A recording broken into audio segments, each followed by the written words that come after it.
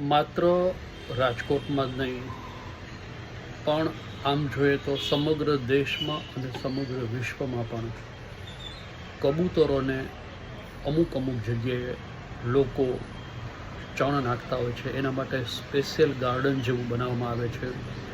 Corporation દ્વારા પણ અમુક જગ્યાએ એવી જગ્યાઓ છે જેની બાઉન્ડ્રી કરીને લોકો એમાં કબૂતરને ચણ નાખતા હોય છે. જીવદયા પ્રેમી હોય, સ્વાભાવિક છે, આપણને એમ થાય કે આપણે કબૂતરને કંઈક ખવડાવીએ અને આપણાથી થઈ શકે યથાશક્તિ દરેક લોકો ચણ ખવડાવતા હોય છે. જેમાં આપણે ચકલીના માળા બનાવીએ છીએ, ચકલીને ચણ અગાસીમાં વગેરેમાં નાખતા હોય છે. એમ કબૂતરો માટે આપણે જોયું કે સ્પેશિયલ હોય ત્યાં ધાડા કબૂતરના ઉતરતા હોય અને એ બધું જ ચણ સાફ કરી જતા હોય. લગભગ તમે રાજકોટમાં જુઓ તો દરેક વિસ્તારમાં ઘણા મંદિરમાં ચબૂતરા બનાવેલા હોય છે તો ત્યાં રાખતા હોય છે. પણ પરિણામે એ થાય છે કે આ કબૂતરા મોટી બિલ્ડિંગોમાં તમે જુઓ એ પોતાના માળા કરતા હોય અને રીતસર એ ઘરની અંદર પ્રવેશ કરે. ગેલેરીઓમાં ઘણાને જુઓ તો તમને જોવા મળે.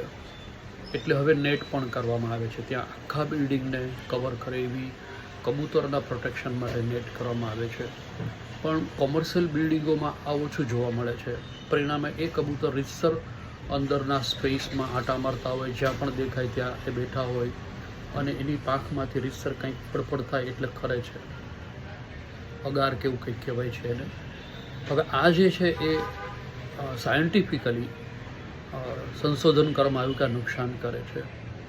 નુકસાન તમે કલ્પના કરી શકો નુકસાન કેટલી હદે માણસનો જીવ લે છે. એટલી હદે સાચું ન લાગે આમ સામાન્ય રીતે, પણ આ સાબિત થયેલું છે.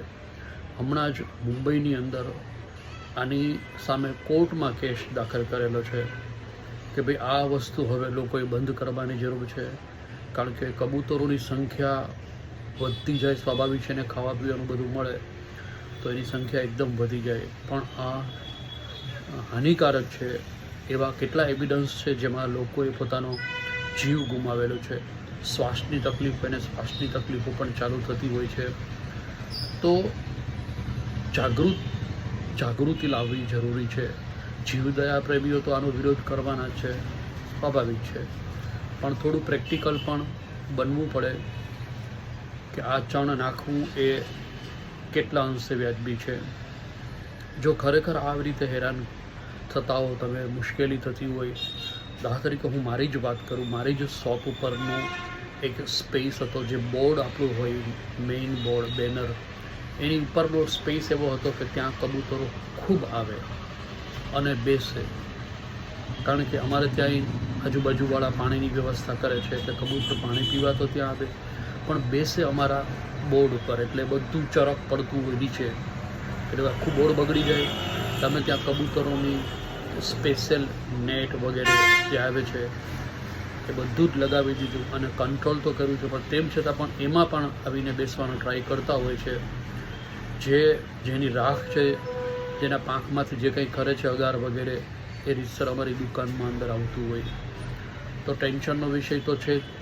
બધાએ ઇવન સમજવાની જરૂર છે કે હવે આ કેટલાકનો તો આ ધંધો હોય છે કે ત્યાં એ દાળિયા અને બધું ઝાર ને એવું લઈને બેઠા હોય, એટલે એ એની આજીવિકાનું સાધન છે. ત્યાં ફિક્સ બેઠા હોય અને એ એવું ઈચ્છે કે તમે 5 રૂપિયાનું, 10 રૂપિયાનું, 100 રૂપિયાનું યથાશક્તિ લ્યો. ત્યાંથી જ લોકો લેતા હોય, ઘરેથી લાવવાનું બધા માટે શક્ય ન હોય.